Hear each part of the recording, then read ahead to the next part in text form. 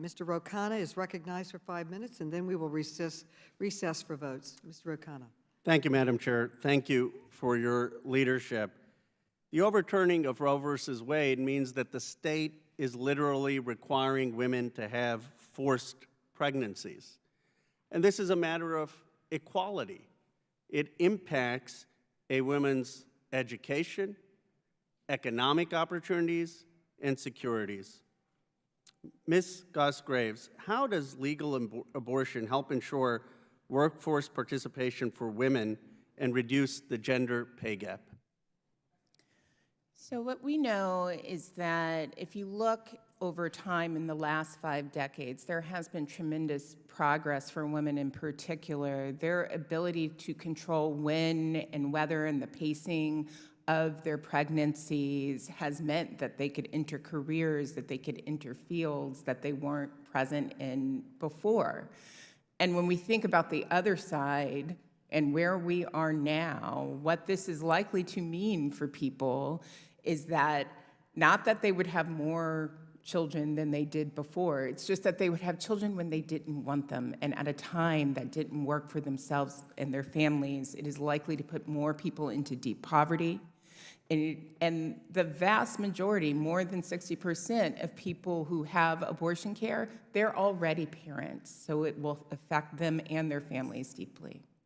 Thank you, Ms. Goss-Graves. It's so important that you emphasize that this is going to make the inequality, gender inequality, worse. And this is fundamentally an issue not just of the right to make decisions, but also fundamental equality. It's why I think it's an issue under the 14th Amendment. Let me turn to you, Ms. Lopez. Why is access to abortion so important for young people who still are in school or just about to enter the workforce?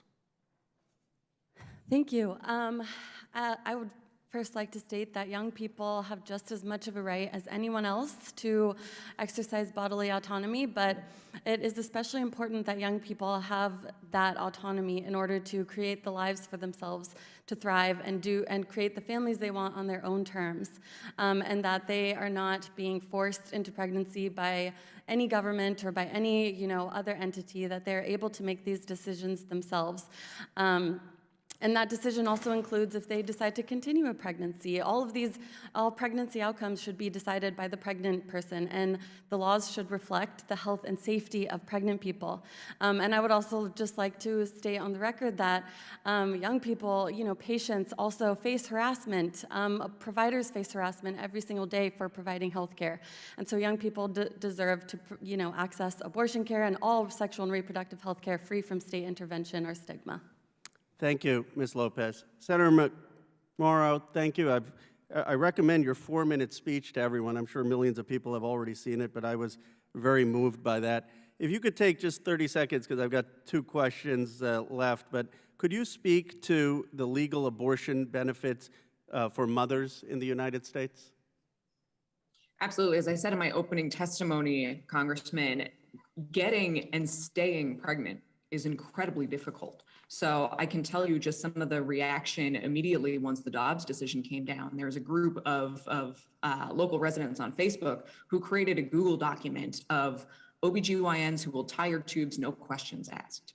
The ability to ensure that abortion access is safe and secure means that women and families can pursue pregnancy knowing that if it doesn't go perfectly, that they will be okay. Thank you so much, Senator McMorrow, and appreciate all your advocacy. My final question, Ms. Hawley, I read your piece actually on Edmund Burke and stare decisis. I disagreed with it, but was well argued in terms of Burke's position. I wonder if there is any possible common ground. Surely you would agree with me that in this country we should never prosecute criminally women if they choose to get an abortion. Would you agree with that? Absolutely. Women should never be prosecuted. Thank you. I yield back my time. The gentleman yields back. Votes have been called to accommodate members voting. The committee is going to take a short recess, and we will reconvene 10 minutes following the beginning of the last vote in the series. The committee stands in recess.